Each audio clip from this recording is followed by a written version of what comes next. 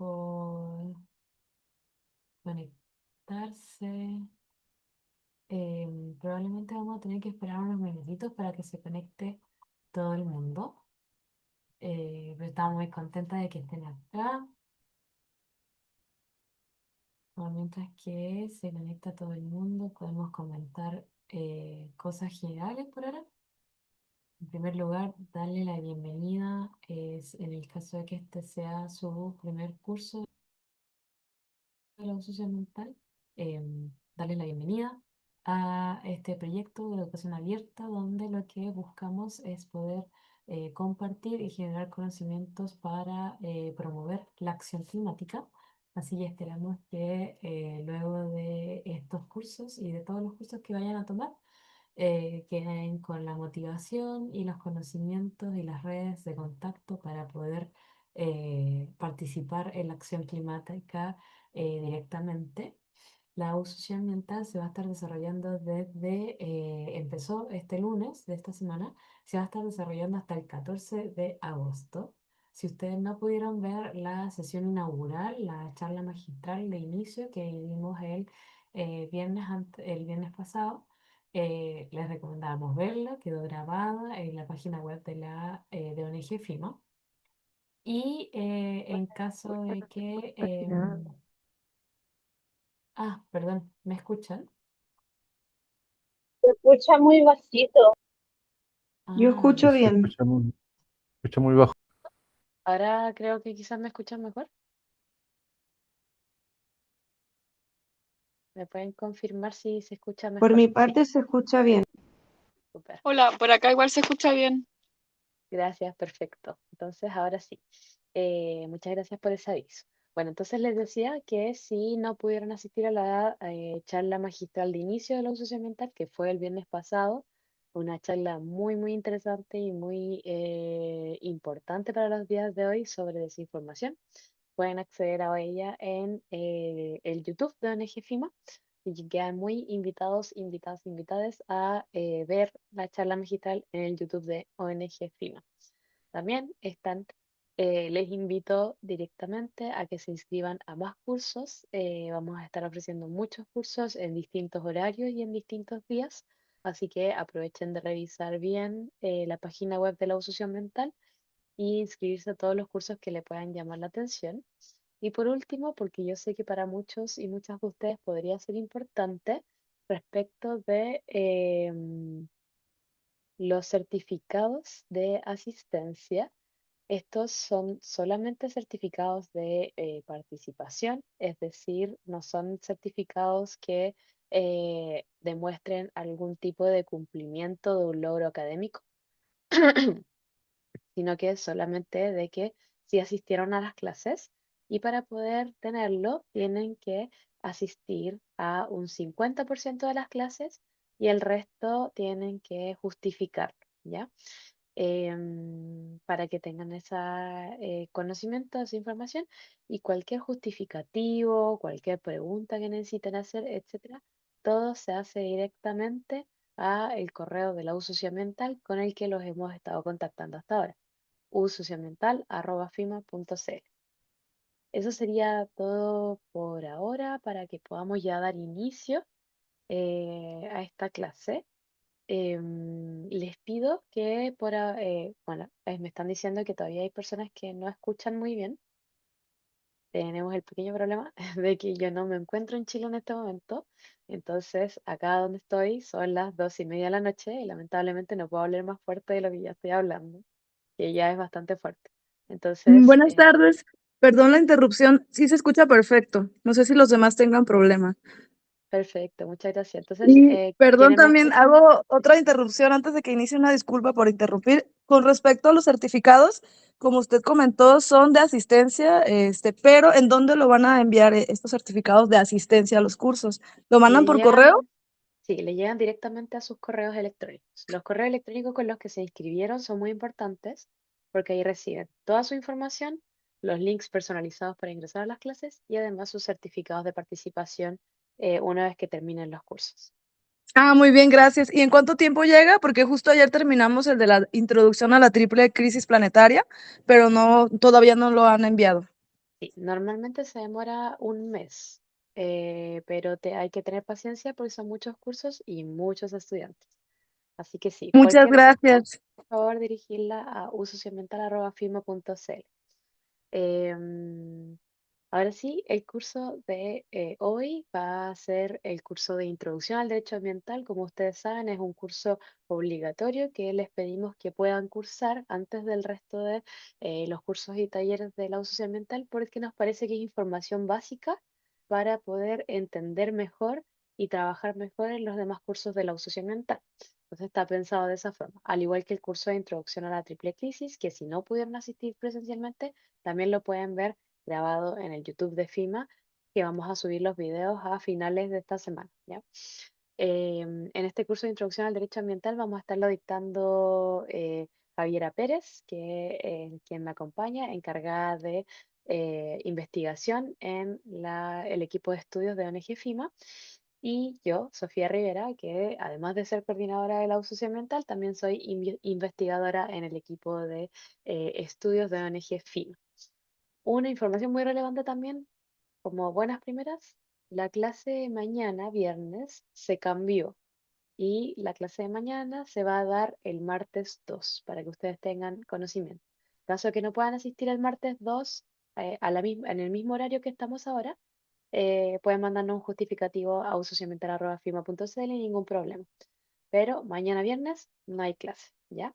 Entonces, vamos a empezar con la materia y cualquier otra duda, por favor, por el chat principalmente. Yo voy a estar muy atenta al chat y cuando tengamos momento de discusión vamos a abrir a las palabras, ¿ya? Em, entonces, para esta primera clase de introducción al derecho ambiental, vamos a hablar sobre qué es el derecho ambiental, a qué se dedica y qué son los conflictos ambientales o socioambientales, ¿ya?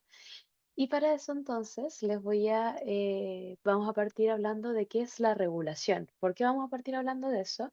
Porque en el derecho normalmente se habla que el derecho ambiental es uno de aquellos áreas del derecho que se dedican a la regulación económica o algo por el estilo. No sé si ya lo habrán escuchado hablar antes, pero finalmente lo que se dice siempre es que el derecho ambiental es un derecho regulatorio, sea, lo que hace es estar regulando una actividad humana, básicamente. Entonces, ¿qué es la regulación? Y aquí tenemos algunas citas que dicen que la regulación se entiende como una influencia deliberada por parte del Estado a través de un control sostenido y específico de parte de las agencias públicas sobre actividades que son valoradas por una comunidad como de especial importancia. O sea, ¿qué quiere decir esto? El Estado decide que hay ciertas actividades realizadas por los ciudadanos, etcétera, que son de mayor importancia y que por lo tanto tienen que tener alguna forma de control sostenido y específico, y no se tienen que realizar de forma completamente deliberada y completamente al azar, sino que tienen que ser controladas, tienen que tener un objetivo específico, etcétera. Entonces, en el caso serían algo así como las acciones que hace el Estado para influir en el comportamiento económico y social.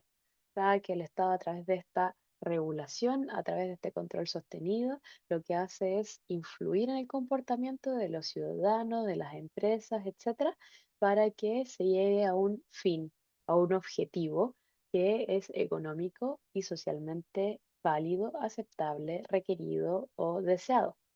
Entonces la pregunta ahora es, ¿cuál creen ustedes que es el objetivo del derecho ambiental? Ya antes de que se pongan a responderme a través de la manito, lo vamos a hacer con un pequeño juego que se llama Menti.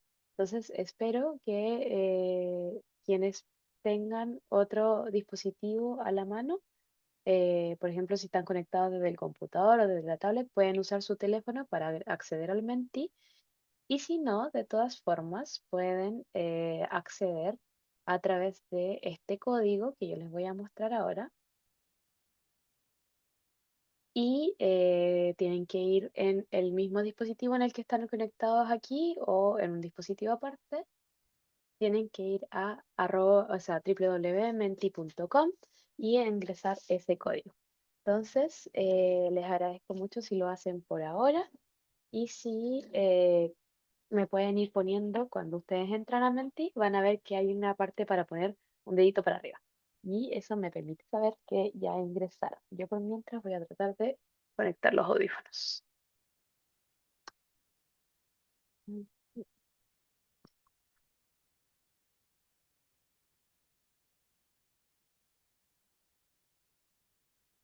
Ya, súper.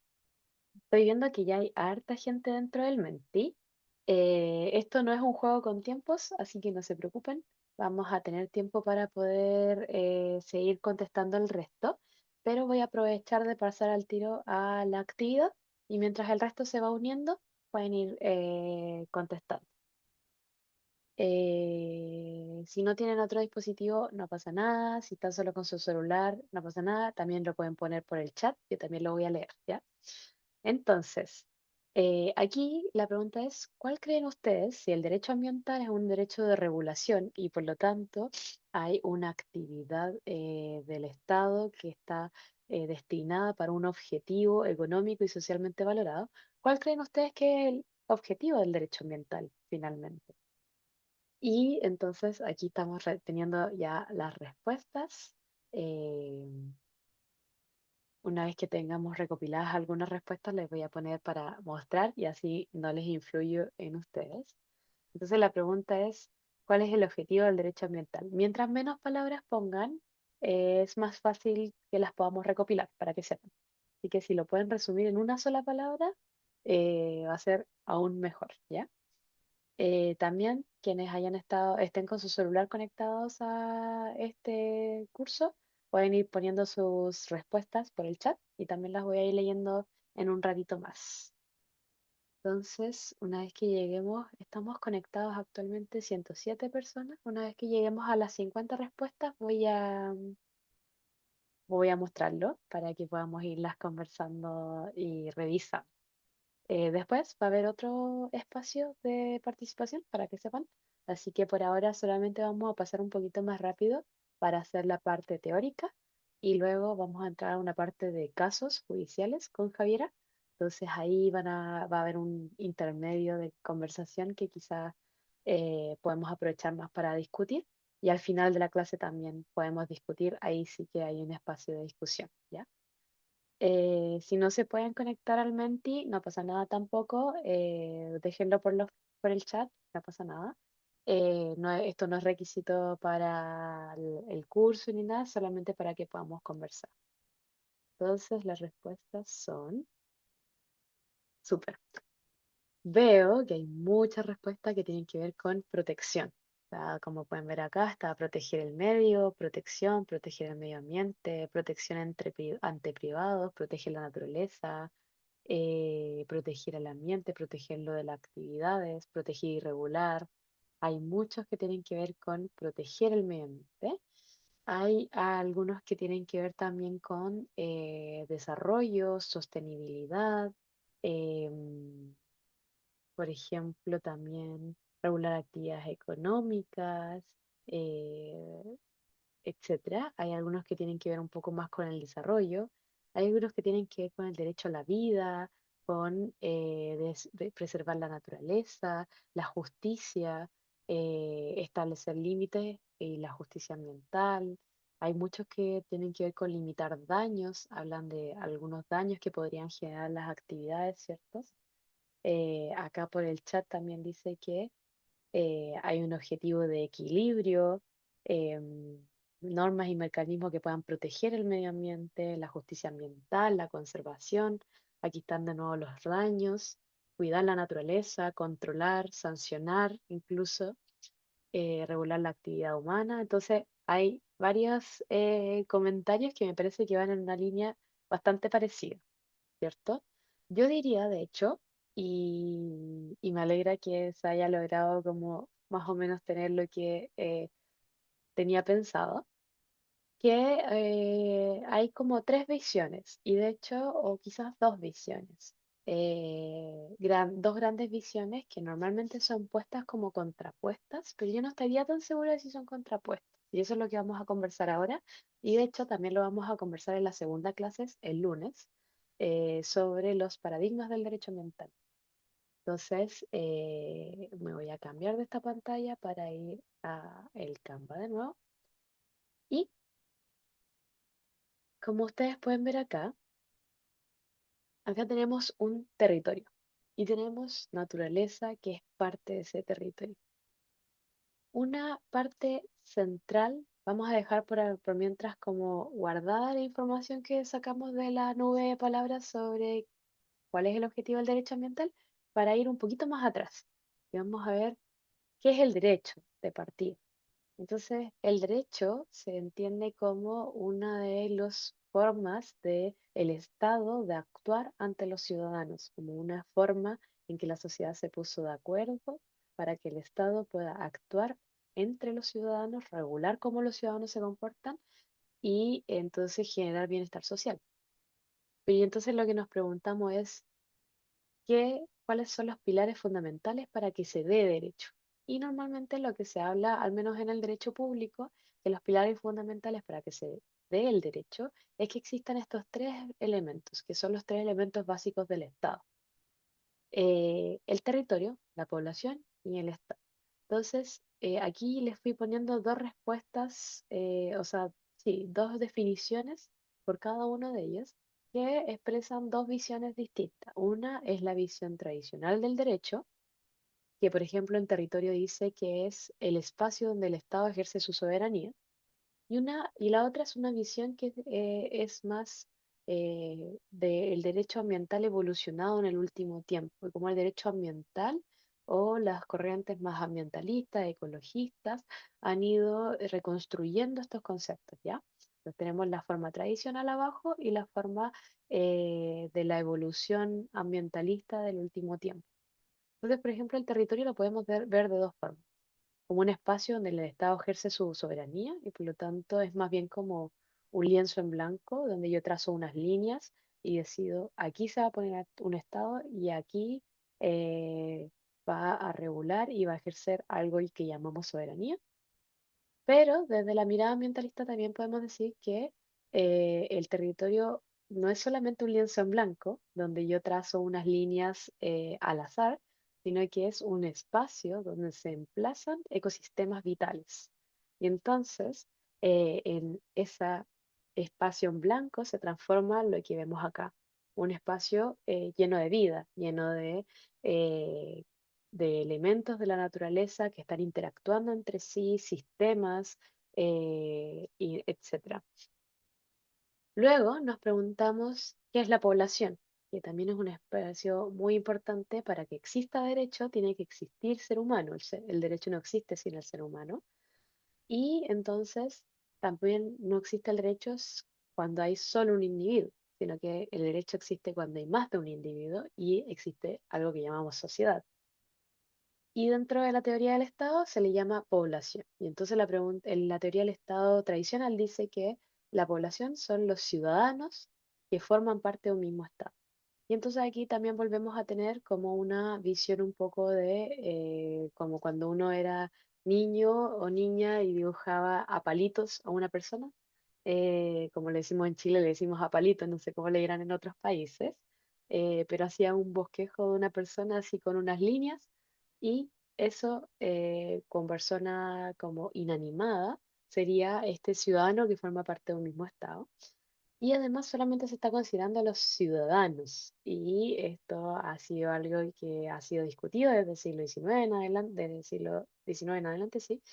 Quién es ciudadano, quién no. Antes se ponían requisitos de dinero, antes se ponían requisitos de saber leer y escribir, se ponían requisitos de eh, ser hijo de familia, etcétera. Y luego eso se ha ido ampliando la definición de ciudadano, pero sigue siendo una definición que limita, independiente de que ahora es mucho más amplia que siglos atrás, sigue siendo una definición que limita y que solamente se fija en elementos jurídicos que uno dice que la Constitución dice, tales personas serán ciudadanas si cumplen estos requisitos. Si cumple A, B, C, es ciudadano. Y entonces no hay una mirada a qué es lo que estamos tratando como ciudadanos. En cambio, la posición ambientalista más reciente respecto de esta evolución de las teorías del Estado dice que la población sería más bien un conjunto de seres humanos que interactúan dentro de un mismo territorio. Y esto como que se relaciona con las teorías sistémicas, que en la última década han tenido mucha preponderancia, etcétera. Y entonces dice, bueno, aquí en este territorio, y lo iba a poner y se me olvidó ahora que lo pienso, hay seres humanos que están interactuando entre ellos. Entonces, no es lo mismo, y quizá un ejemplo que les sea muy útil y muy fácil de entender es si pensamos, por ejemplo, en la historia de América Latina, o la historia de América antes de la llegada de los españoles. ¿Cómo dividimos el territorio antes de la llegada de los españoles? Siempre la dividimos con cómo eran las comunidades indígenas. Entonces, las y los mapuche en el sur de Chile y Argentina eran un territorio porque eran un conjunto de personas de seres humanos que interactuaban entre sí en un territorio más o menos delimitado con unos mismos ecosistemas vitales de los cuales dependían, y no se movían mucho de ese marco. Habían migraciones, habían contactos con los incas, con los mayas, etcétera, pero con los mayas, perdón, con los aymara, etcétera, pero no había más movimiento específico, sino que se quedaban en ese marco. Lo mismo se puede decir, por ejemplo, de la cultura mexicana, de Tenochtitlán, por ejemplo, era un mismo territorio donde se mantenían las culturas y se interactuaban entre ellas. Entonces, ese me parece un ejemplo muy fácil de que podamos entender que es un conjunto de seres humanos interactuando entre sí en un mismo territorio, e interactuando con los ecosistemas de ese territorio y que por lo tanto generan alguna forma de delimitación, sin tener todavía o sin tener el concepto que usamos nosotros en la teoría del Estado tradicional de soberanía, sino que solo hablando de las interacciones humanas y de los ecosistemas. Y luego, un tercer punto es definir ya finalmente qué es el Estado, que va a ser este sujeto eh, normalmente ficticio que le atribuimos la capacidad de ejercer el derecho sobre la población y en un determinado territorio. Y entonces la teoría tradicional del Estado va a decir que el Estado es una organización política de una población, sociedad, o un ente que ejerce el control social.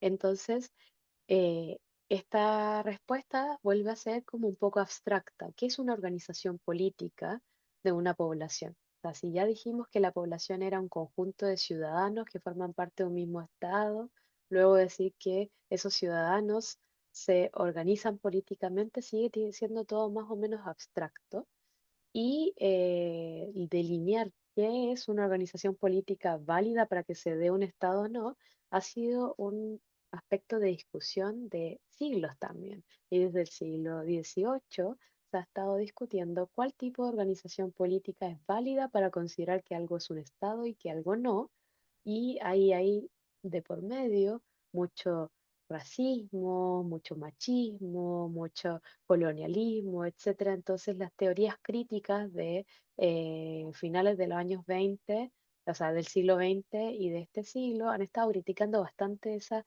ideas de qué se considera como una organización política que puede tender a Estado y qué no. Y finalmente han dicho, quizás esto es una consideración bastante arbitraria por los autores. Y luego, si decimos que el Estado es aquel ente que ejerce el control social, también es como curioso, es como súper abstracto y uno dice, bueno, ¿cómo le vamos a otorgar a un ente inexistente? Porque es un ente que no tiene corporalidad, que no tendría fisicalidad, materialidad, la capacidad de ejercer control social. Y entonces ahí también uno puede criticar ciertas cosas, pero también podemos decir que es un ente que sí tiene cierta materialidad y se materializan las instituciones, se materializan los poderes del Estado, se materializa en la capacidad del Estado de castigar, en la capacidad del Estado de controlar y regular, en la capacidad del Estado de dar beneficios, etcétera. Entonces ahí uno podría decir que quizás nos estamos acercando a algo un poco más material cuando nos ponemos a mirar la casuística de cómo el Estado ejerce su control social, y ese control social obviamente se tiene considerado para poder llegar a un objetivo de una sociedad más próspera, una sociedad pacífica, etc. Pero luego entonces las teorías como más críticas y la evolución, la última evolución en derecho ambiental respecto de la teoría del Estado, dice que más bien el Estado es un método uno de los muchos métodos que podrían existir de organización social para el sostén de la vida. Y entonces se le da un objetivo al Estado mucho más específico, o que la importancia de que exista el Estado es que la vida se sostenga, que nosotros podamos perpetuar nuestra vida, pero no solamente nosotros como seres humanos, sino que la naturaleza en general, porque también es sostén de nuestra propia vida, la naturaleza, y en una idea de teoría de sistemas, estamos interconectados, somos interdependientes, entonces el Estado permite sostener la vida como sustantivo genérico que dice, bueno, el Estado va a permitir sostener la vida de estos ecosistemas vitales que son el territorio y va a ser una forma de organización de la población que ya dijimos que es este conjunto de seres humanos.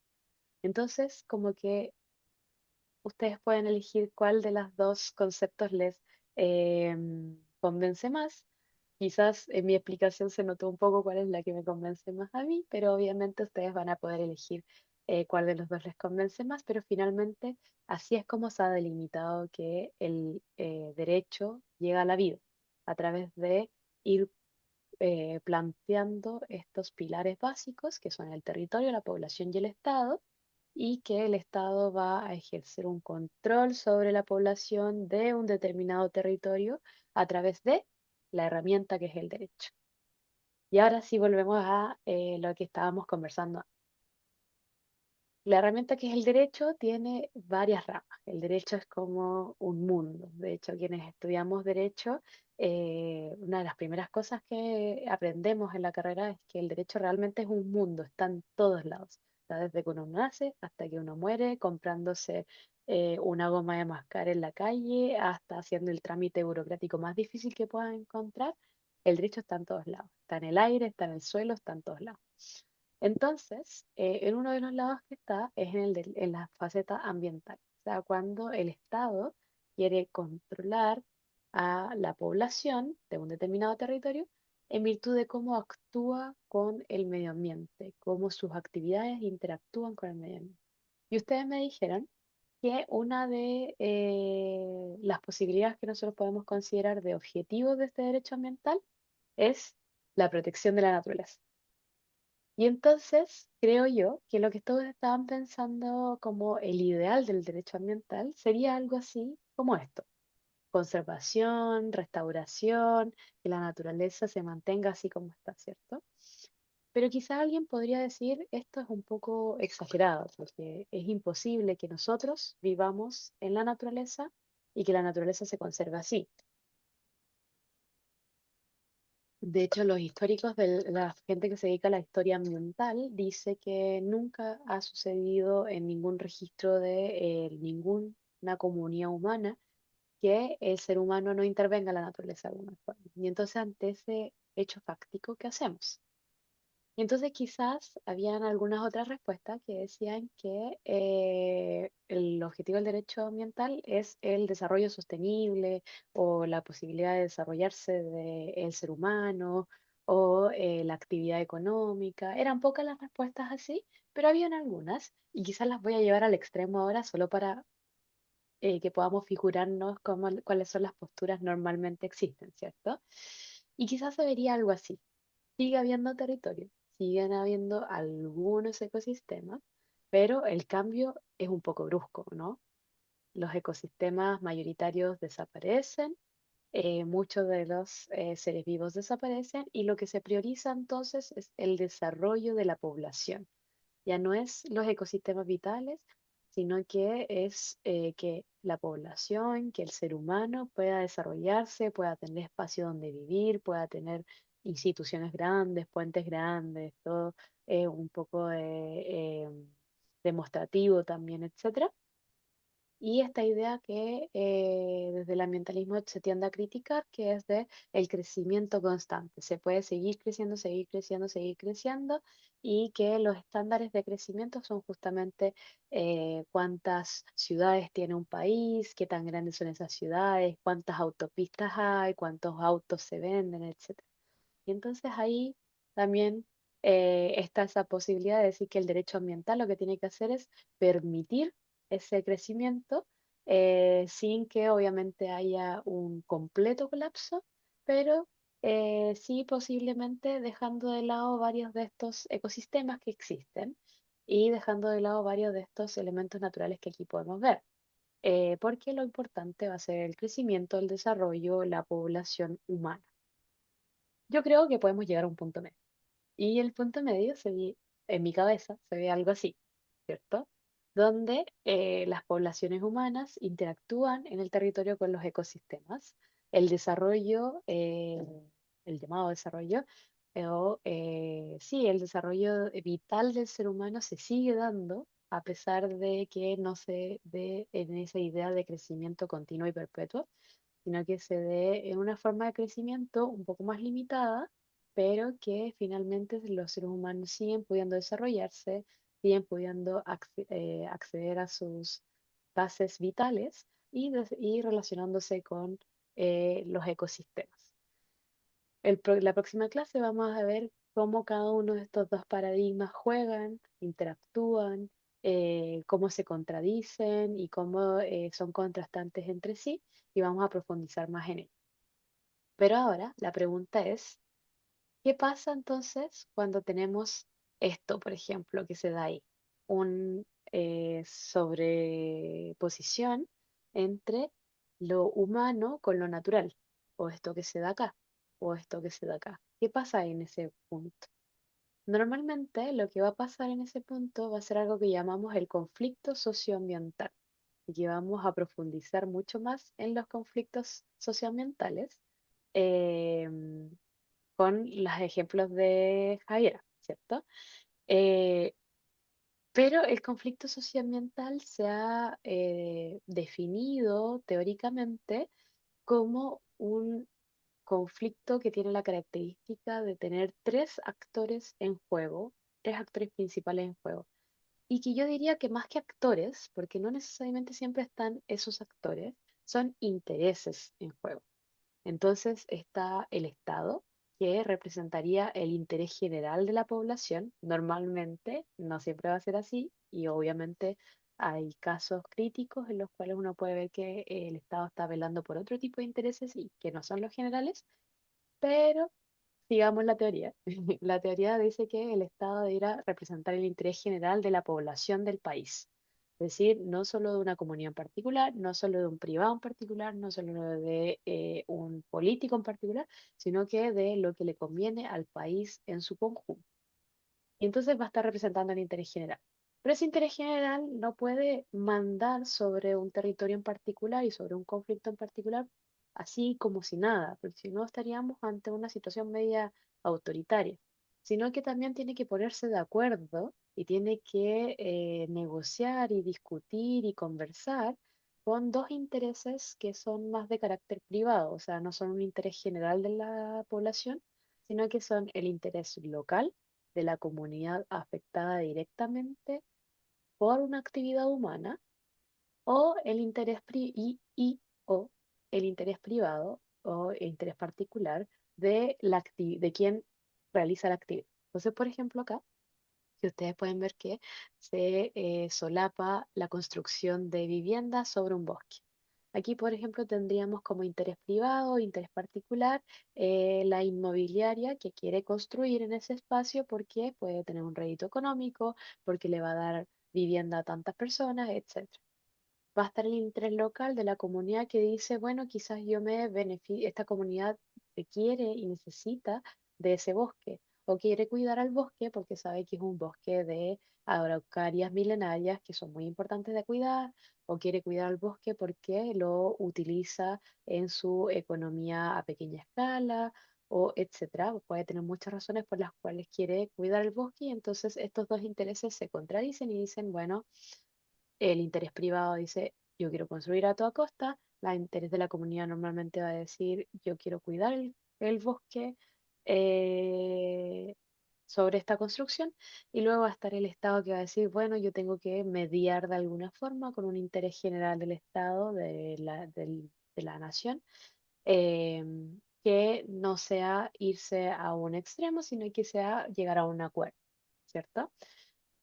Y entonces, las definiciones que se han dado de conflictos socioambientales son varias. Y aquí mucho texto, lo siento por eso, pero es que la gente no se ha puesto de acuerdo todavía.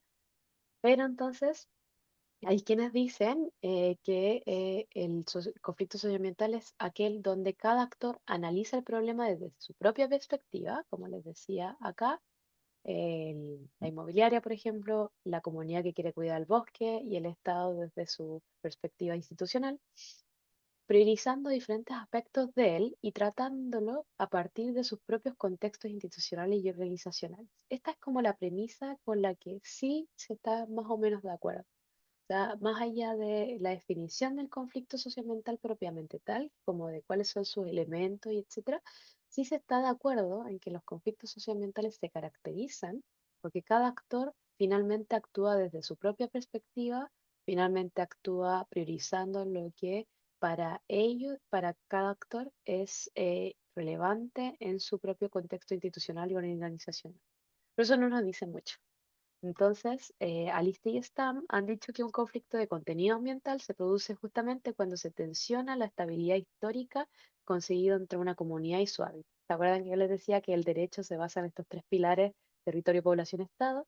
Entonces, yo les decía que territorio y población se conectan a través de que la población se define como un grupo de seres humanos que convive y se relacionan entre ellos y con un ecosistema. Entonces, como les decía, en los historiadores del medio ambiente han dicho que nunca ha habido ninguna comunidad que no interactúe, que no altere su medio ambiente.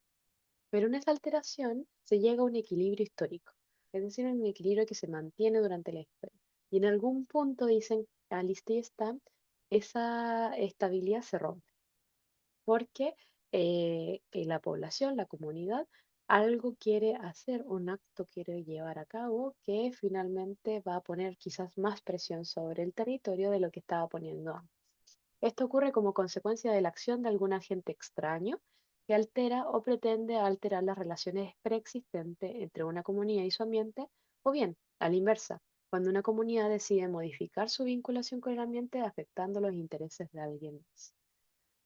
Esta es como una de las definiciones que en Chile se ha aceptado más últimamente por los estudios críticos de los conflictos socioambientales, pero a mí me gusta volver realmente a la definición de Fulci porque me parece más sencilla de aprender y me parece más evidente en los conflictos que nosotros vivimos el día a día.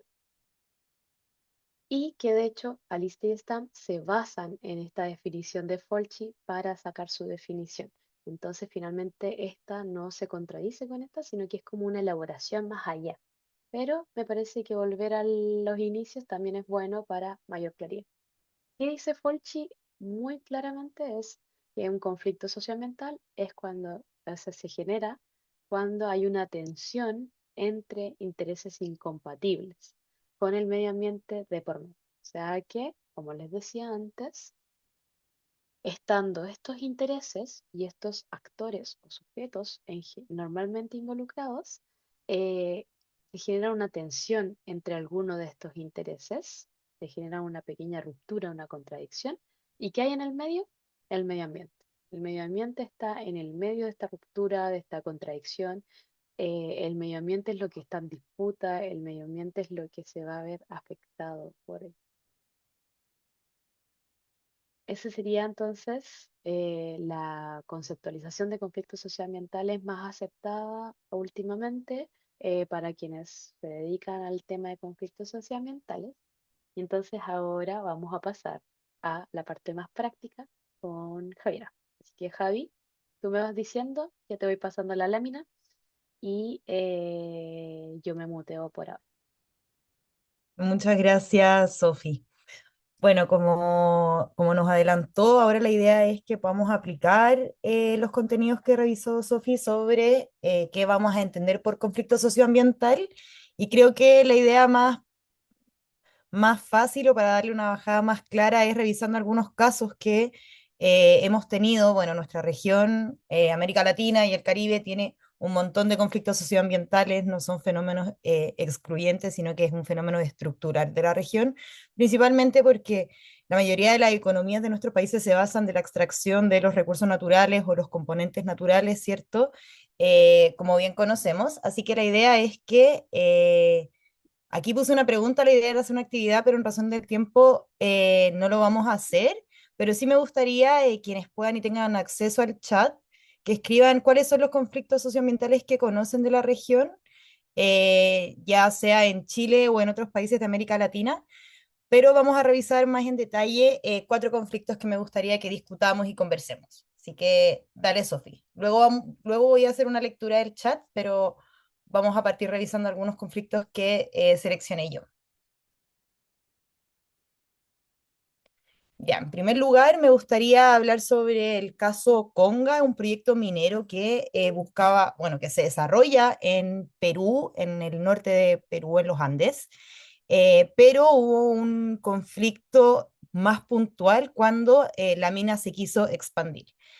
El proyecto Conga era una expansión de la minera Yanacocha, que Yanacocha es una minera peruana, pero que es principalmente controlada por la multinacional estadounidense Newport, eh, que está ubicada en la región de Cajamarca, en los Andes del norte de Perú.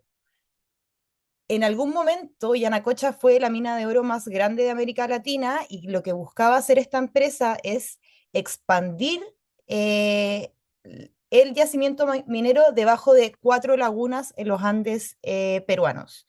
Estas lagunas son en realidad el principal abastecimiento hídrico de la ciudad de Catamarca y de las comunidades campesinas que habitaban el sector, y lo que buscaba hacer la empresa era secar estas lagunas para buscar más mineral debajo de estas lagunas y, como medida de compensación, realizar cuatro lagunas artificiales para poder alimentar de agua a las comunidades y a la ciudad de Cajamarca.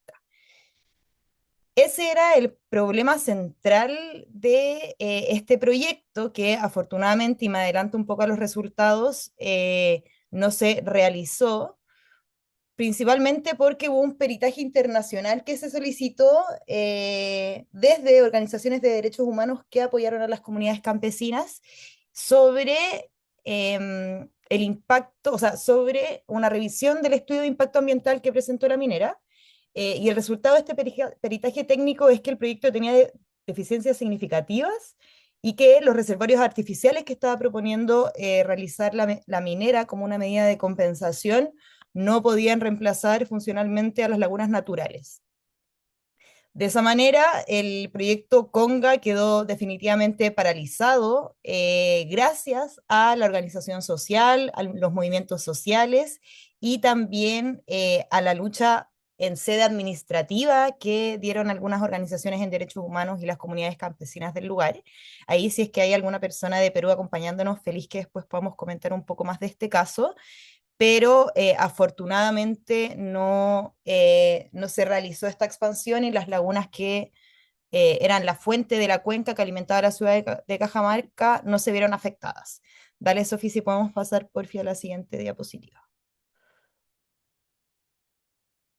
Acá la idea era un poco revisar cuáles eran los tres actores que se vieron involucrados en el conflicto a partir de las definiciones que nos entregó Sofi sobre conflicto socioambiental. Y teníamos por un lado el Estado, estaba en ese entonces el gobierno de Humala, que respaldó el proyecto pese a que en su candidatura dijo que iba a apoyar a los movimientos sociales y a los campesinos. Y en el contexto de movilizaciones sociales, decretó estados de emergencia, hubo una represión muy violenta de parte del Estado y las policías, que incluso llevaron a tener muchos heridos e incluso muertes. Por otro lado, tenemos la empresa privada, ¿cierto?, que tenía este objetivo de seguir expandiendo su yacimiento minero por debajo de las lagunas Y en tercer lugar tenemos a las comunidades que eran los campesinos que buscaban proteger a las lagunas con la consigna que se vio mucho en los movimientos sociales de que el agua vale más que el oro.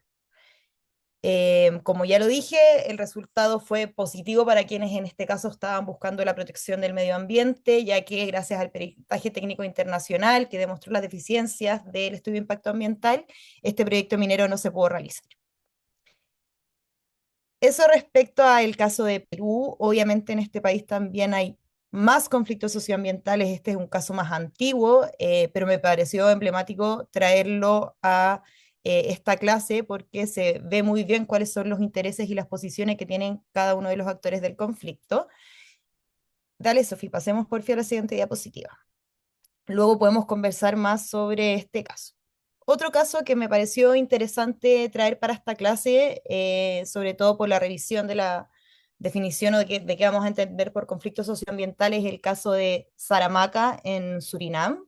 Este también es un caso antiguo que partió alrededor de la década de los 90, principios de los años 2000. El pueblo Saramacca es una comunidad tribal descendiente de esclavos africanos que escaparon de las plantaciones coloniales holandesas en el siglo XVII y se refugiaron en la selva tropical de Surinam, uno de los bosques más tropicales y biodiversos del mundo. Y durante generaciones desarrollaron una relación profunda con este territorio que constituye un elemento como algo fundamental. Creo que se abrió un micrófono. Constituye un fundamento de la identidad cultural, espiritual y económica del pueblo.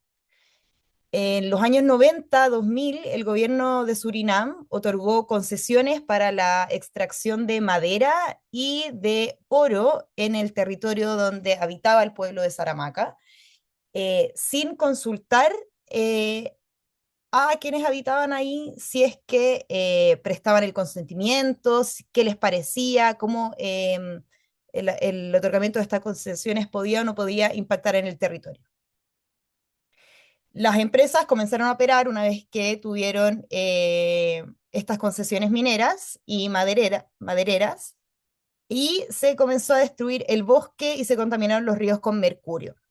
Ahí el pueblo de Saramacca comenzó con los movimientos sociales y también empezaron a mover las vías judiciales para poder hacer algo frente a este conflicto.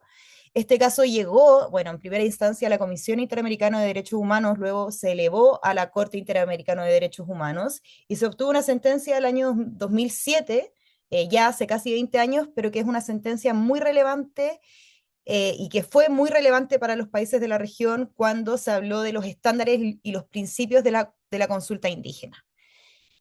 La sentencia lo que hizo fue venir a establecer principios, entre ellos que los pueblos tribales, no solo los pueblos indígenas, tienen derechos colectivos sobre sus territorios ancestrales y que el Estado debe reconocerlos y protegerlos. También se estableció en esta sentencia de la Corte Interamericana que antes de otorgar concesiones en estos territorios, que en este caso eran de pueblos tribales, el Estado debía realizar una consulta previa, libre e informada con las comunidades que podían verse afectadas, y esta consulta debía orientarse a obtener el consentimiento de aquellas comunidades. Además, esta sentencia estableció, que esto fue muy novedoso en ese entonces, que para los proyectos de gran impacto no basta una consulta, sino que hay casos en donde sí se requiere del consentimiento de las comunidades y los pueblos que habitan esos territorios. No basta que se haga simplemente una consulta, sino que tiene que haber una aceptación por las personas que viven para poder otorgar este tipo de concesiones o poder impactar de manera significativa a aquellos territorios. Y por otro lado, también estableció que el Estado debe garantizar que las comunidades participen de los beneficios del proyecto, y que además exista un estudio de impacto ambiental y social independiente. En este caso más en particular, también se estableció que Surinam debía demarcar, reconocer el territorio del pueblo de Saramacca debido a la importancia que eran estos territorios que ya lo estaban habitando hace cientos de años para la identidad cultural del pueblo. Dale, Sofi, si podemos pasar a la siguiente diapositiva. Vamos a hacer el mismo ejercicio que hicimos en el caso anterior de revisar cuál era el interés y las posiciones de los tres actores que se veían involucrados en este conflicto. Por parte del Estado es quien en este caso otorgó aquellas concesiones madereras y mineras sin la consulta a los pueblos, argumentando soberanía sobre los recursos, y tampoco reconoció el derecho de propiedad colectiva que tenían los pueblos tribales. En el caso de la empresa privada, acá el objetivo era la obtención de estas concesiones, ¿cierto? Y comenzar a ejecutar los proyectos que terminaron en la destrucción de parte de la Amazonía de Surinam, y también la contaminación de los ríos con mercurio. Y por último, las comunidades, que en este caso eran los pueblos tribales, exigieron el reconocimiento de su propiedad colectiva, elevaron este asunto a las cortes internacionales para que se pronunciaran al respecto, demandaron al Estado de Surinam y solicitaron la reparación del daño en sede internacional. El resultado fue esta sentencia que ya les hablé un poco de su contenido, del año 2007, que viene a marcar muchísimos precedentes para los estados que, bueno, son parte, ¿cierto?, de la Convención Interamericana de Derechos Humanos, y también para la interpretación de los jueces en este tipo de materias que dicen relación con las consultas indígenas. Dale, Sofi, muchas gracias. Luego también podemos discutir o profundizar más si es que alguien tiene una duda sobre este caso. Otro caso que me gustaría, vamos a revisar 4, este es el tercero, que me gustaría que conversemos, es el caso de Chevron Texaco en la Amazonía. También es un caso que se remonta hace muchos años, entre 1964 y 1992. La empresa Texaco operó pozos petroleros en la Amazonía de Ecuador, en una región que se conoce como el Oriente y que habitan diferentes pueblos indígenas, entre ellos Cofán, Siona, Secoya, Guarani y otros colonos mestizos. Al retirarse esta empresa, Texaco dejó aproximadamente 1.000 piscinas de residuos tóxicos provenientes, ¿cierto?, de la extracción de petróleo que ellos realizaron. Estas piscinas quedaron abiertas, también dejaron más de 900 fosos con crudo sin tratar, con petróleo sin tratar, y cientos de mecheros que quemaban gas de forma permanente, a pesar de que la empresa ya se había retirado de ese lugar. Se estima que se derramaron alrededor de 70.000 millones de litros en la selva y en los ríos, lo que produjo un daño enorme en la Amazonía ecuatoriana, y las comunidades se organizaron junto a otras organizaciones de la sociedad civil para que haya una reparación del daño ambiental cometido en este lugar. Dale, Sofi, si podemos seguir por fin a la siguiente diapositiva para hacer el ejercicio que estamos haciendo sobre los 3 actores del conflicto. Por una parte, en este caso tenemos al Estado, que operó en consorcio con Texaco, era Chevron y Texaco, a través de Petroecuador. Años después apoyó el litigio de las comunidades, pero sus propias responsabilidades también fueron cuestionadas porque ellos fueron parte de la actividad extractiva que vino de la mano con el abandono de la operación petrolera y el daño ambiental enorme que se produjo en la Amazonía por la contaminación de las napas y del suelo del lugar. Por otro lado está la empresa privada, que operó durante 28 años y no se hizo cargo de retirar y de cerrar las faenas que tenían en la Amazonía. Se le condenó al pago de miles de millones de dólares. Yo no entiendo muy bien de números, pero fue un monto súper elevado que obviamente no logró reparar ambientalmente o in situ el daño, pero sí se pudieron hacer otras medidas para intentar de reparar ese daño. A pesar de eso, la empresa, una vez condenada, se negó a pagar y desplegó una estrategia jurídica que también podemos profundizar si es que alguien está interesado más adelante, muy agresiva en Estados Unidos para anular el fallo, siendo de que las sedes que correspondía conocer este caso en particular eran latinoamericanas. Y por último tenemos a los pueblos amazónicos, que ya mencioné, que son quienes más sufrieron el daño porque son quienes habitan el territorio, quienes tienen una visión particular sobre la naturaleza y la Amazonía en ese lugar, y que son quienes luchan y lucharon por la reparación que generó esta empresa en la Amazonía de Ecuador. Este es un caso que me parece muy interesante porque estamos hablando de la reparación, del abandono de faenas, de qué pasa cuando las empresas les deja de servir un territorio y qué hacen ellos con los pasivos ambientales de sus operaciones, y también demuestra que una corporación multinacional, como fue en este caso, con enormes recursos, aún así puede resistir durante décadas que han pasado una condena judicial. Ellos fueron condenados hace ya muchos años y aún así no han cumplido con las exigencias que tiene la sentencia condenatoria. Y por último, Sofía, y te pido que pasemos a la siguiente diapositiva, ya van quedando dos.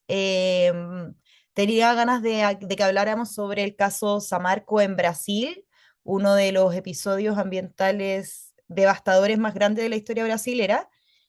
Em, También ahí, si es que hay personas de Brasil, comenten en el chat o me complementan sobre sus conocimientos de este caso, deben saber mucho más que yo al respecto. Pero bueno, trata de que la empresa Samarco era un joint venture entre la brasileña Vale y BHP. Ambas empresas, ambas compañías son de las principales y más grandes compañías mineras del mundo y operaban en el municipio de Mariana, en el estado de Minas Gerais, extrayendo hierro.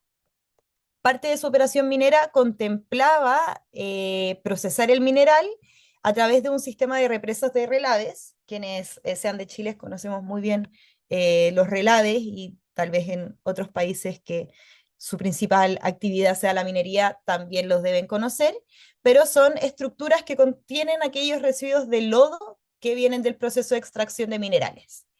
¿Qué pasó? En noviembre del año 2015, el dique de los relaves colapsó de forma repentina y liberó millones de litros, no sé, cúbicos de lodo tóxico, que equivalían, dicen los estudios que se realizaron, a más de 25.000 piscinas olímpicas, o sea, un montón.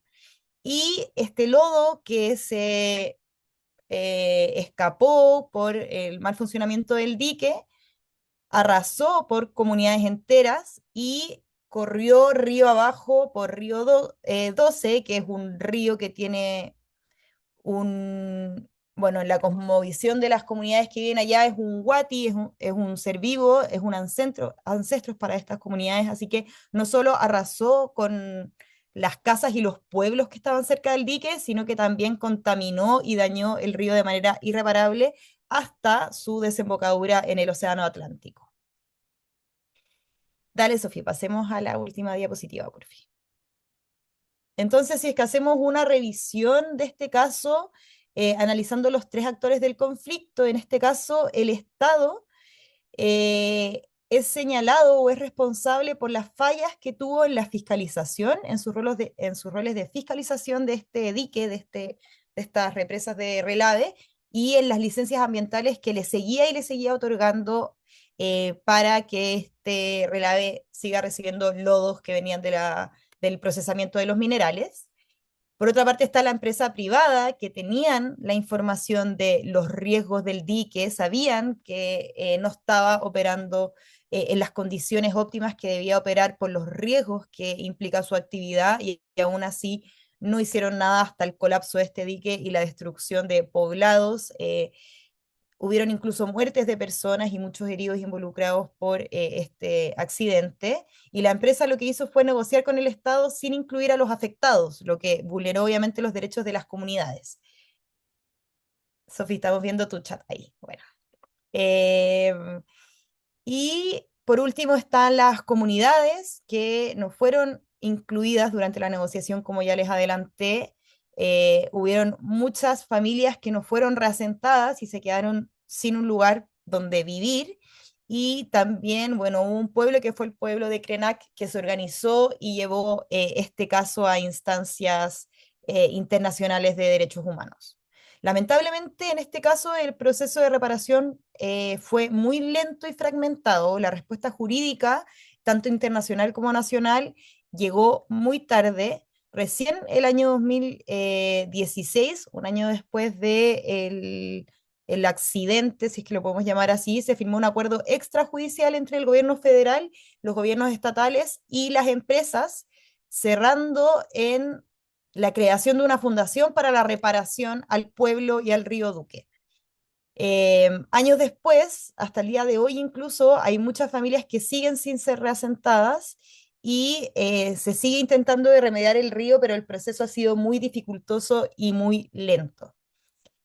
El año pasado, si mal, o hace ya 2 años, tras casi 10 años de litigio, se pudo alcanzar un nuevo acuerdo por, de nuevo, muchos millones de pesos que no logran la reparación ambiental, pero sí de alguna manera la reparación civil o la compensación monetaria de este tipo de daños. eh, y fue considerado uno de los acuerdos como pecuniarios más grandes que se han habido en conflictos, pero obviamente para aquellas comunidades que perdieron su pueblo, sus familiares y sus casas, no lo vale. Estos son los casos que me tenía ganas de revisar. Con Sofía ahora igual tenemos un espacio para que conversemos, para preguntas y también si es que alguien quiere intervenir o comentar. Sí, ahí estoy leyendo en el chat que son casos súper fuertes, lo son. La idea era igual presentarlos porque creo que fueron dejando antecedentes y precedentes muy importantes para la forma en que se ha ido desarrollando el derecho ambiental y el derecho y los derechos humanos en este tipo de conflictos en donde se involucran las actividades extractivas y los daños ambientales en el territorio. Eso. Ahí Valentina Eh, Moreno tiene. Dale, Sofía. sí, y solo les iba a decir que para que tengamos unos minutitos de conversación ahora, yo diría que podemos tener unos 15 minutos de conversación, quizás 10 a 15 minutos. Em, y pueden ya sea dejar sus preguntas ahora en el chat, que vamos a tratar de leerlas todas, pero a veces es un poco difícil, o hacer como Valentina hizo, de ir levantando la manito y nosotros les decimos para que abran su micrófono, ¿ya? Para que tratemos de tener como ese cuidado con el micrófono, porque si no se nos traslapan las conversaciones y se pone un poco más difícil. Entonces, ahora sí, Valentina Moreno, adelante. Hola, ¿qué tal? Espero que se escuche bien. Sí, te escucho. Muchas gracias por su charla. La verdad es que esto es algo súper nuevo para mí. Yo soy ingeniera de base y la verdad es que estos temas para mí me interesan mucho porque creo que hoy tenemos en nuestro poder la capacidad de poder mejorar el mundo desde una perspectiva diferente. Y ya con tanta información creo que ya es algo como innegable respecto a esto. Principalmente me gustaría saber cómo lo hacen ¿cómo se dice? Como los que ayudan a tomar este tipo de decisiones, pero desde la parte jurídica, porque creo que es un problema bastante grave. Yo personalmente tengo hartos relatos de conocidos y tal que son eh, gente de construcción, del mundo de la construcción, y la realidad es muy cruda y es muy triste, la verdad, desde solamente la operación hasta los residuos que después se generan al demoler o tal. El aspecto minero también es demasiado triste.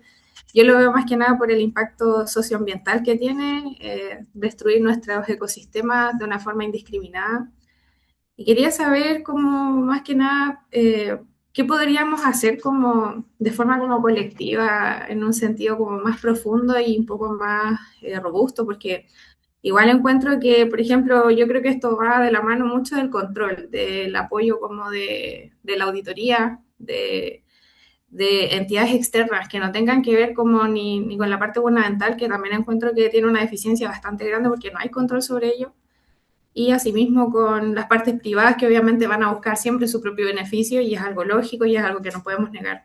Entonces, eso, y más que nada como contarles que, bueno, el mundo de la construcción para mí últimamente ha sido como, estas semanas me ha venido mucha información al respecto y es súper triste ver que no tienen como pudor en enterrar los desechos sin preguntarle a nadie, sin avisar, eh, de tirar como todos los residuos al mar nomás, eh, lidiar con la fauna nativa de las zonas, sobre todo las del norte, que se ven vulneradas y obviamente nadie va a venir a proteger a los grupos de zorritos que se vienen a comer la basura de estas instalaciones mineras. Entonces, para mí es bastante complejo y la verdad es que me aflige mucho y me gustaría poder hacer algo al respecto, pero claro, no quisiera saber su perspectiva. Eso. Súper. Muchas gracias, Valentina. Yo creo que las emociones que compartes son justamente emociones que todos sentimos cuando empezamos a involucrarnos en estos temas, porque en efecto la realidad tiende a ser un poco impactante, sobre todo cuando uno no solamente lo está haciendo porque crea que como que es lo correcto en términos como, no sé, por ejemplo, nosotros desde el derecho decimos como obvio que lo correcto es tal y tal cosa, sino que porque también uno tiene algún tipo de vinculación ética con cuidar el medio ambiente y tal, entonces ahí se vuelve mucho más difícil. Yo solo diría, porque obviamente no vamos a tener una respuesta nosotras, y ojalá la tuviéramos, pero yo solo diría que me parece que lo más importante es entender desde nuestra postura de las personas que sí nos interesan estos temas, que todos estos problemas son problemas extremadamente complejos, no en el sentido de que sean imposibles de resolver, sino de que se representan, se expresan a través de muchos distintos espacios, algunos chiquitos, algunos grandes, y entonces ahí es donde uno, si tiene el medioambientalismo como postura ética, puede tomar muchas acciones para poder como abarcar esa complejidad y tratar de actuar en cada una de las cosas que le sea posible, obviamente. Entonces, desde una persona decidiendo reciclar hasta la misma persona decidiendo votar por cierto o tal candidato, hasta esa misma persona decidiendo poner una denuncia porque ve alguna contaminación fuera de lugar. Cosas por el estilo son muchas distintas acciones que uno puede tomar. Tampoco es necesario que nos tomemos la atribución de ser los superhéroes del medio ambiente y decir vamos a hacerlo todo lo que se pueda hacer, sino me refiero más bien a ser conscientes de que el problema ambiental es un problema de complejidad, un problema de sociedad también, y entonces hacer distintas acciones siempre nos va a permitir poder ir avanzando un poco más. Y a mí me parece, de hecho, y quizá va a sonar muy chauvinista de mi parte, pero a mí me parece que de hecho el que ustedes estén tomando estos cursos para aprender más, para motivarse, para conocer a más gente, ya de hecho es una de esas acciones para poder lidiar con ello. Así que yo diría que seguir en eso, que lo feo que se ve, el escenario no nos nuble la mirada y sigamos tratando de hacer lo que más podamos dentro de nuestras capacidades. No sé si la Javi quiere agregar algo, si pasamos a otra palabra. Sí, yo, bueno, adhiero a todo lo que dice Sofi. También pensaba un poco en participar de estos espacios, ya es una forma de defender, informarse. Y también voy a dejar en el chat una página web que trabajamos desde FIMA que se llama Poder Ambiental, en donde hay muchas herramientas para la defensa del territorio y para la organización social, para quienes tengan interés y la quieran realizar. Así que pasemos igual a otras preguntas porque veo que hay hartas manitos arriba. Sí, Gracias. gracias Valentina. Adelante Patricio, Patricio Mejías, que tenía la manita levantada. Hola, ¿qué tal? No sé si se escucha bien. ¿Aló? ¿Se Sí, Súper, escucha? se sí, escucha se Sí, bien. escucha. se escucha. Sí, lo mío es bien cortito. Me llamó harto la atención el énfasis que se hizo, no sé si fue el caso 2 de hablar de pueblos tribales y pueblos indígenas. No había escuchado esa definición. No sé si tiene alguna implicancia jurídica. Yo no soy del ámbito jurídico, yo soy biólogo marino, pero me llamó la atención porque normalmente uno no escucha esa definición de tribal. Por lo menos acá en Chile uno siempre habla de pueblo originario o de pueblos indígenas. No sé si tiene un énfasis en particular este caso. Eso. Muchas gracias. Sí, gracias Patricio. Igual te iba a responder la pregunta por el chat, pero mejor lo hago acá, micrófono abierto para que todos y todas podamos escuchar. Se ha discutido harto el concepto y hacer esta distinción en el derecho internacional de pueblos indígenas y pueblos tribales, pero como el gran punto en donde lo diferencian es el anclaje histórico territorial de ya sea el pueblo indígena o pueblo tribal. Los pueblos indígenas, por lo general, y tal vez la Sofía me puede complementar porque es más experta, pero voy a intentar de explicarlo bien, se define por la descendencia de los pueblos que habitaban el territorio antes de la colonización o antes de la formación del Estado actual. siendo como este anclaje histórico, territorial, un criterio central para definir ser parte de un pueblo indígena o la constitución de un pueblo indígena, a diferencia de los pueblos tribales en donde no está este anclaje histórico, pero igual comparte condiciones ya sean sociales, culturales y económicas que los distinguen de otras organizaciones u otras formas de sociedad. Y como la pregunta que tú dices, como cuál es si tiene alguna incidencia jurídica, en algún momento sí la tuvo, ya se superó desde este caso de los Saramacas, que los Saramacas son como el ejemplo clásico de pueblo tribal porque son descendientes de esclavos africanos, no son pueblos originarios del continente americano, pero sí tienen una organización colectiva, cultural propia y una relación profunda con el territorio que se debe reconocer.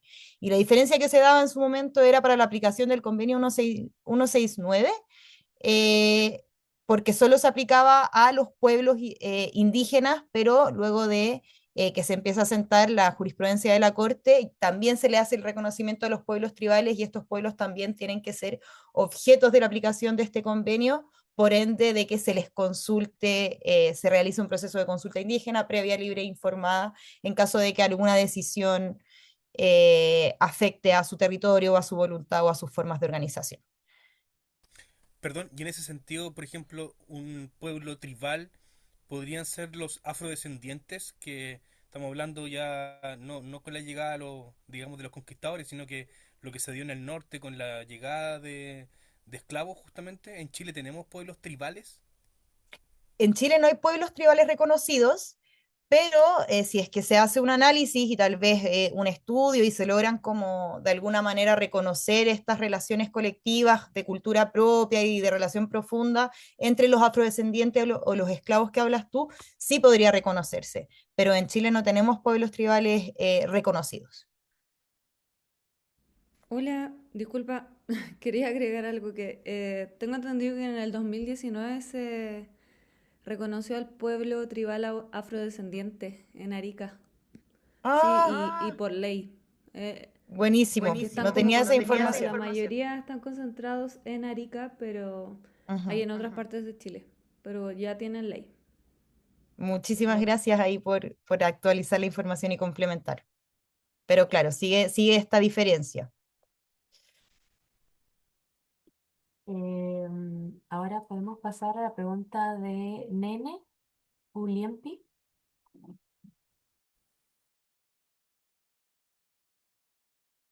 Quizás no está conectada ahora mismo, pero... Hola, sí, sí, perfecto. sí, acá estoy. Quería consultar, me llamó la atención cuando estaban hablando de los desastres ambientales que hubieron en relación a los residuos que quedaron de las mineras, con el tema de los relaves, como nadie se hizo cargo y cómo se sacaron el juicio apelando a una corte internacional, creo que por medio de Estados Unidos,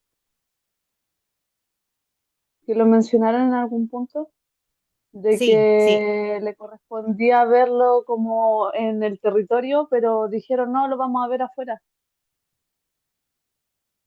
Esto pasa, nene, yo te respondo. Este es el caso de los pozos petroleros en Ecuador, en la Amazonía ecuatoriana, y es algo que suele pasar sobre la jurisdicción de la Corte que va a conocer los asuntos y la responsabilidad del Estado, porque son empresas transnacionales muy grandes, donde no tienen o tienen domicilio en otros países o tienen domicilio en varios países incluso. Entonces, en este caso, pasó que la Corte de Estados Unidos conoció este caso porque la empresa transnacional tenía domicilio en Estados Unidos, pero igual las organizaciones sociales que estaban defendiendo este caso en sede judicial lograron exhortar, que es como el concepto técnico jurídico que se utiliza, el caso y que se conociera en Ecuador.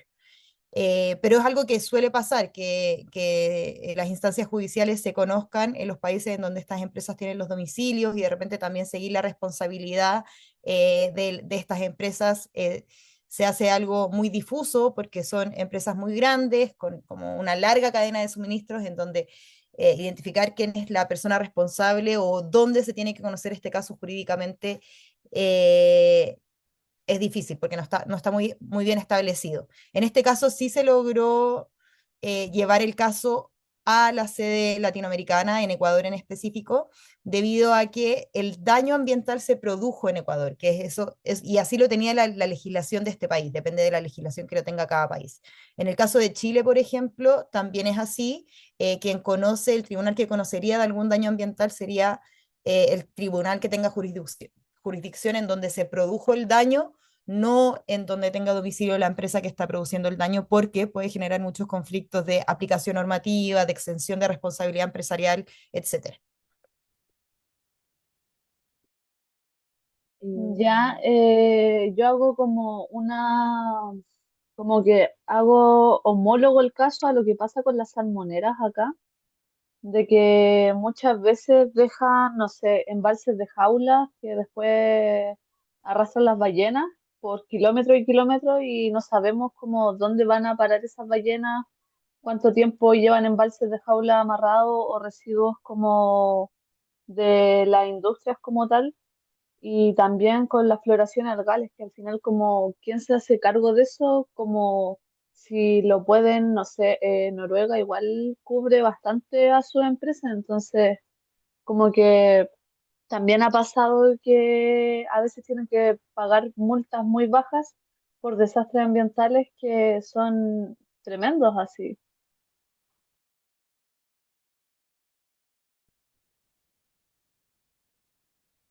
Sí, Voy yo que te vi, dale, Sofía. sorry.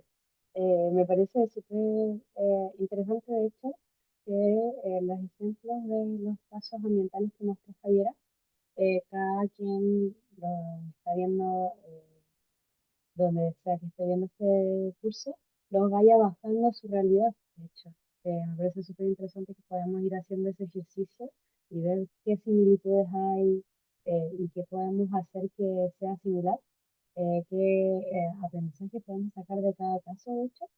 Y para eso también, de hecho, está, y voy a volver a hacerle publicidad, lo siento, Poder Ambiental, que es esta plataforma donde además hay una comunidad muy grande de personas que escriben sobre sus propios casos, entonces uno puede aprender de otros casos, así que lo dejamos súper invitado. Tenemos muchas preguntas y no tanto tiempo, entonces vamos a tratar de que nuestras respuestas también sean un poquito más cortas ahí y que tengamos como solo una pregunta, la respuesta y sigamos adelante. Y así podemos tratar de mirar también las del chat, porque hay unas ahí en el chat Sofía, muy interesantes. Sofía, ¿Sí? perdón, te interrumpo, pero no se te escucha nada bien. Están varias personas en el chat diciendo eso, pero no, tu micrófono tiene algún problema. Sí, es que como les decía, no puedo hablar muy fuerte, pero bueno, voy a intentar lo que se pueda.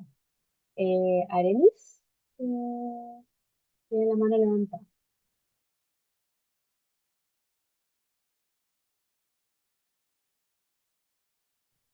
Ahí cualquier cosa, Javi, que creo que tú sí me estás escuchando, puedes hacerme eco en cualquier caso. Sí, sí, de todas maneras. No sé si Arelis está por ahí, que tiene la mano levantada. Si no, podemos pasar a la pregunta de Viviana. Hola, gracias por su presentación. Estuvimos revisando algunos casos particulares sobre incumplimiento de derecho ambiental, algunos muy recientes, otros no tan recientes. Pero mi pregunta en concreto es si existe como alguna fecha en particular cuando surgió como tal el derecho ambiental, como una rama del derecho, o si hubo algún antecedente, algún desastre que hiciera que surgiera como tal el derecho ambiental. Muchas gracias. Qué preguntaza. Y yo que acabo de decir que vamos a tratar de hablar más corto. Y es de Bueno, los temas favoritos de Sofía, así que dale.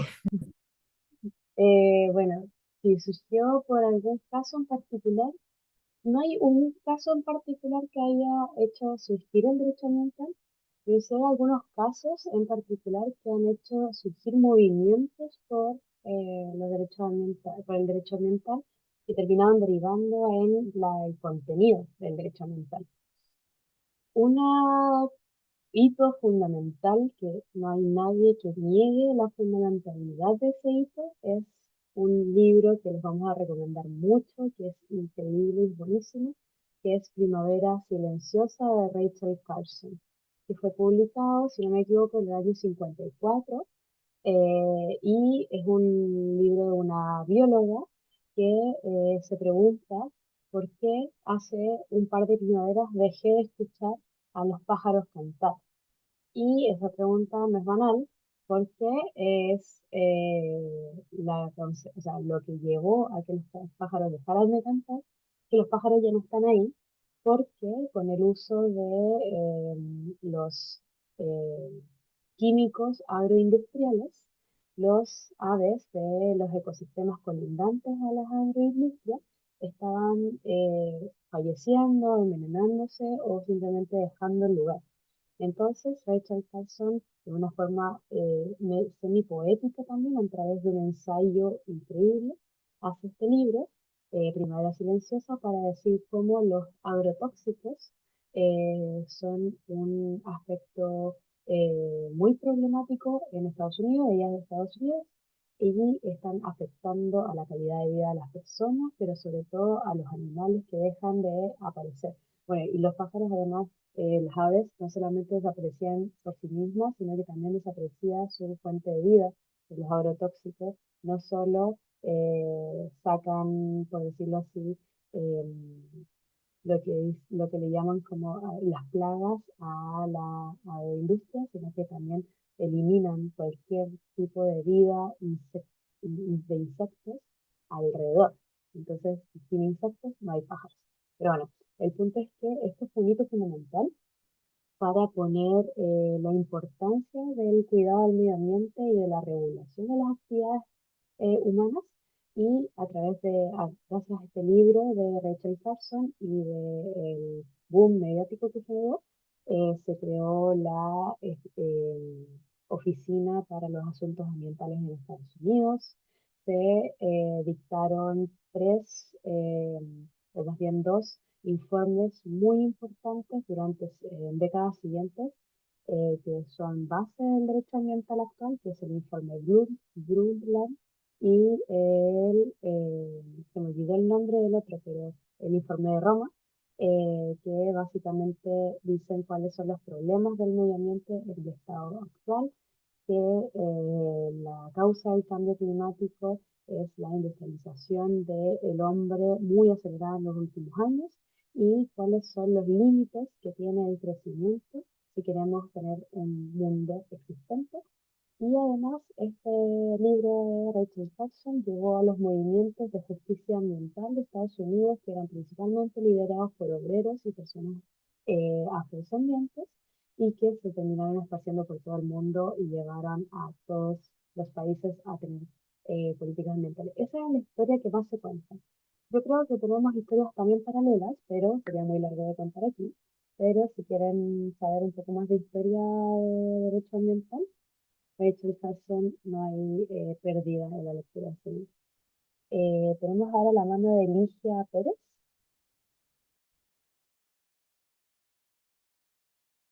Ligia, si estás por ahí, y si no, podemos pasar a leer unas preguntitas. Hola, Adelante. ¿me escuchan? Te escuchamos. Hola, hola. Bien. Bueno, Ligia Pérez acá de Arauco. Como lo expuse la vez en mis comentarios, bueno, nosotros acá tenemos como vecinos el proyecto MAPA. Ustedes ya lo conocen, el proyecto MAPA. Y es uno de los más terroríficos que hay acá en la zona por el tema de las napas. Entonces, mi pregunta es la siguiente. Si ustedes como profesionales se han informado acerca de la nueva, ¿cómo se llama?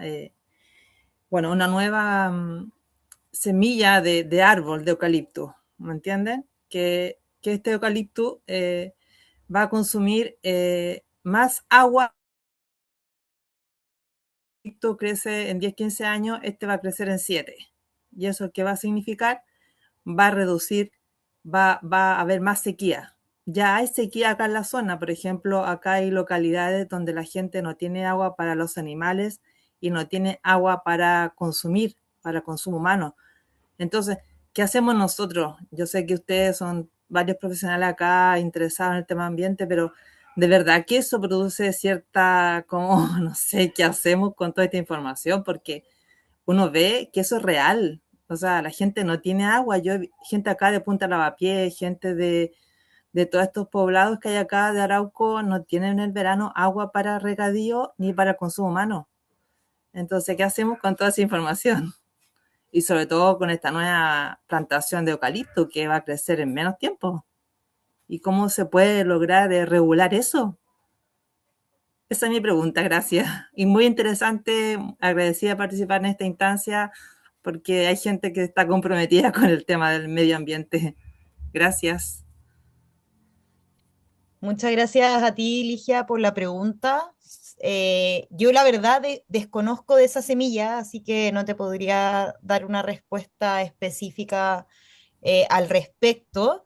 Sí he tenido acercamientos sobre el proyecto MAPA, esta ampliación de la planta Arauco que se quiere hacer, que es uno como de los proyectos y expansiones más grandes a nivel nacional, pese a los impactos y a los deterioros y daños que ya tiene el territorio por el desarrollo de la forestal. Pero es un poco más de lo mismo y lo que ya respondía Sofía en la primera pregunta de intervención que hubo sobre, me imagino también que en el territorio ya debe estar organizado, ya debe estar de alguna manera informado, haciéndole seguimiento a los proyectos en la página del Servicio de Evaluación Ambiental, viendo el estado, si es que este proyecto está o no está aprobado, viendo algunos plazos también que pueden estar corriendo para la presentación de observaciones al proyecto o también para la oposición o la impugnación de la resolución de calificación ambiental del proyecto. Desconozco, eso sí, si es que el proyecto ya tiene o no tiene, porque sé que está judicializado hace años, pero no estoy muy actualizada respecto a este conflicto en particular. Pero de nuevo, como el llamado es a, a informarse, a ver también cuál es el estado del conflicto, porque dependiendo de en qué estado está, cuáles son las vías de intervención que pueden haber, ya sea en sede nacional o también, según lo que te escucho, en sede internacional por la vulneración del derecho humano al agua, u otros derechos humanos que pueden estar involucrados en este conflicto. No sé, Sofi, si te gustaría complementar. No, más bien quería decir que viendo que ya no hay manitas levantadas, vamos a cerrar las intervenciones orales ahora para poder pasar a comentar algunas cositas del chat y ir cerrando. Que la conversación ha estado muy, muy rica, pero obviamente en algún momento tiene que acabarse esta clase. Hay un comentario de Tomara, perdón si no lo pronuncio bien, Paredes, que dice las empresas inversoras yanquis y europeas de muchos de estos casos son entes fuera del Estado. ¿Cómo se puede exigir una mayor regulación de eso y soberanía sobre nuestras tierras? Y este tema, Xiomara, déjame decirte que es un tema que está súper en discusión actualmente, porque el tema de la globalización, que se empezó a discutir desde los años 90, sigue sin un resultado, sin un acuerdo en esa discusión de qué se debiera hacer. Hay quienes proponen que tengamos entes supraestatales, que sean más allá incluso que los entes regionales que tenemos actualmente, como la Corte Interamericana de Derechos Humanos, que Javiera estuvo presentando algunos de sus casos, incluso algunos tribunales como globales y cosas por el estilo. Hay quienes proponen que no, que se tiene que resolver todo desde el Estado. Algo que yo te puedo decir que me parece que podría ser interesante para ti es que revises el caso Lulia. Quizás, no sé si la Javi lo puede escribir por el chat mientras lo explico un poco, que fue un campesino de Perú que decidió judicializar a una transnacional que su origen, su casa central, está en Alemania. Entonces fue porque nunca había sucedido que un tribunal de otro país aceptara llevar a juicio a una empresa por los daños que estaba generando al otro lado del mundo. Entonces, el tribunal alemán aceptó, lo acogió a trámite, llevó a cabo el juicio, y si bien el juicio no salió del todo bien para Lulia, que es campesino, sí sentó las bases para poder hacer responsables a las empresas que son responsables por el cambio climático por sus acciones. Porque también el juicio lo llevó a cabo no porque la empresa fuera directa que dañara directamente su territorio, sino que porque su territorio se estaba viendo afectado por el cambio climático en general. Y Lulia, o el equipo de Lulia, lo que decidió fue llevar a juicio a una de las mayores empresas que más contribuye al cambio climático, pero no había una afectación directa. Y eso también es súper complejo de hacer. Y sin embargo, este juicio es un precedente muy importante para decir que sí se puede judicializar un caso contra una empresa transnacional que no tiene necesariamente presencia en el territorio, pero que sí aporta al cambio climático significativamente y por lo tanto tiene que ser hecha responsable de alguna forma. Así que eso se puede hacer como recomendación para que lo puedas mirar y puedas ver también los comentarios que se han hecho al respecto. ¿Qué otra pregunta tenemos interesante? No sé si has elegido alguna, Javi. ¿Algún comentario interesante? ¿Qué cosa, Sofi? Perdona, que se te escucha bajito. Lo Pero ahí siento. igual estoy complementando en el chat porque sé que tal vez puede estar difícil el audio para las personas, pero igual ahí complementé sobre el caso que Sofía estuvo hablando.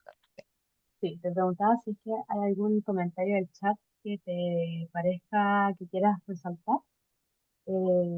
Estaba revisando, bueno, ahí Florencia adjuntó el PDF del libro que hablaba Sofía. También yo dejé un poco una pequeña reseña sobre Primavera Silenciosa, este libro de Rachel Carson. Y también ahí preguntaban por algunos expedientes, yo fui respondiendo en particular los comentarios, así que yo creo que ya están cubiertos, Sofi, por ahora. Y además estamos por sobre la hora, así que yo creo que ya podemos ir cerrando. Dale. Genial. Bueno, entonces, primero que todo, recordarles que mañana no hay clase. La siguiente clase es el lunes y la última clase es el martes.